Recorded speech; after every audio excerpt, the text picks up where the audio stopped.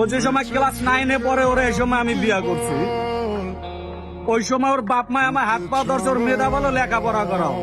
ওরে আমি masters complete করাইছি, মাস্টার্স কমপ্লিট করাইছি। ওরে কম্পিউটার কিনা দিছি, ল্যাপটপ কিনা দিছি, ওরে ফিনিশিং এর কাজ শিখাইছি।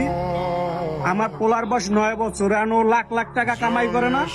ও আমার টাকা পয়সা অর্থ সম্পদ কম্পিউটার যেমনি যে আছে নগদ ক্যাশ 1,80,000 টাকা নিয়ে 8 মাসের 18 তারিখ ও চলে গেছে একটা ছেলের সাথে, একটা ছেলে বাইকে গেছে। এখন ওই ছেলে দেখা যাইতেছে আপনার ছেলে দিবেন আপনাকে, ও বলতে আছে যে আমার ছেলে তোমারে দিব না।